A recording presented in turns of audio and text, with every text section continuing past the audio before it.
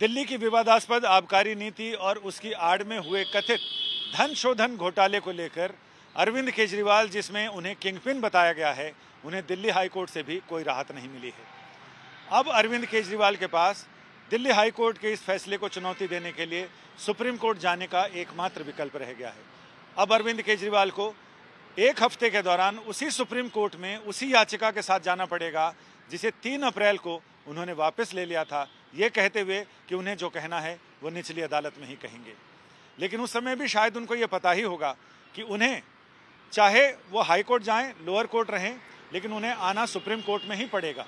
उस समय भी लोगों ने दबी जुबान से यही कहा था कि इस अंजुमन में आपको आना है बार बार, दीवारों दर को गौर से पहचान लीजिए।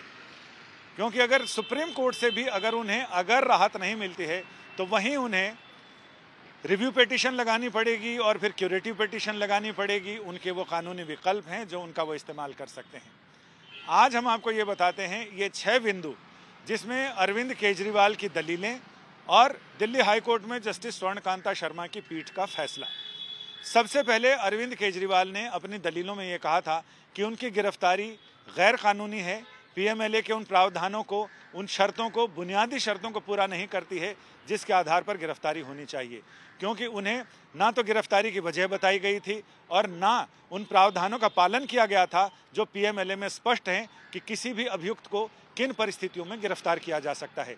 इस पर दिल्ली हाईकोर्ट ने अपने फैसले में साफ कहा कि जो भी प्रावधान हैं उन सारे प्रावधानों का पालन किया गया है, यानी किसी भी सूरत में अरविंद केजरीवाल की गिरफ्तारी कानूनी प्रावधानों का उल्लंघन नहीं है। अब लेते हैं दूसरी दलील, जिसमें उन्होंने कहा कि ईडी उन गवाहों के बयान पर भरोसा कर रही है जो वादा माफ गवाह हैं, जो कभी इस मामले में अभियुक्त हुआ करते थे और अब ईडी ने उन पर दबाव डालकर उनके स्टेटमेंट बदलवाए हैं।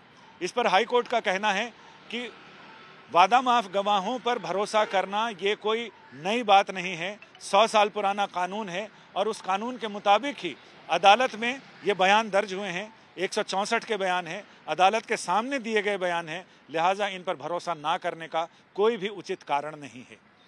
तीसरी बात, अरविंद केजरीवाल ने यह कहा था कि उनके खिलाफ कोई मनी ट्रेल नहीं मिला है, पैसा आया गया, कहाँ गया, उनके पास से कोई पैसा बरामद नहीं हुआ है।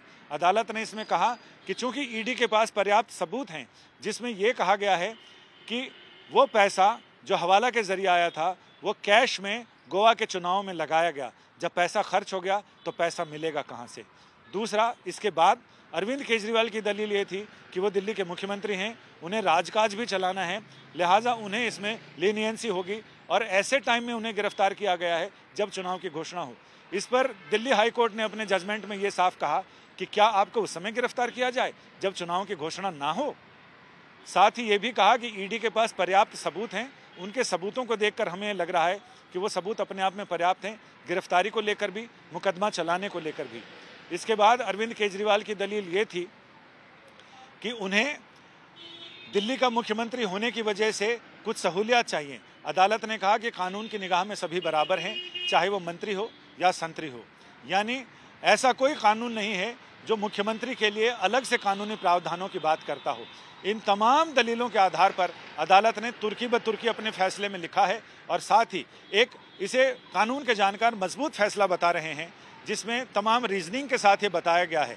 और ये भी कहा है अदालत ने कि निचली अदालत ने, स्पेशल कोर्ट ने जो फैसला दिया है उस फैसले में कहीं कोई कमी, कहीं कोई कसर नज़र नहीं आती है जिससे कि उसे पलटा जाए या उसे डेविएट किया जाए। कुल मिलाकर अरविंद केजरीवाल के लिए फैसला बहुत बड़ा सेटबैक है, बहुत बड़ा झटका है, जिससे उबरने के लिए उन्हें दिल्ली सुप्रीम कोर्ट का दरवाज़ा खटखटाना पड़ेगा। और जैसे जैसे फैसला पढ़ना शुरू हुआ वैसे वैसे हमें लगा कि जिस अंधेरी सुरंग में अरविंद केजरीवाल हैं वहाँ सामने का दरवाज़ा बंद है और वो दरवाज़ा वही है जहाँ सुप्रीम कोर्ट का दरवाज़ा है जो उन्हें खटखटाना पड़ेगा। और सामने जाने का दरवाज़ा यानी सुरंग से बाहर निकलने का फ़िलहाल कोई उपाय नहीं है। अब उन्हें सुप्रीम कोर्ट का दरवाज़ा खटखटाना पड़ेगा और वहीं अपनी सारी दलीलें, सारी बातें वहीं रखनी पड़ेंगी। अब ये देखना दिलचस्प होगा कि सुप्रीम कोर्ट का इस पूरे मामले पर रुख क्या रहता है। कैमरामैन प्रेमचंद मिश्रा के साथ संजय शर्मा, दिल्ली आज तक।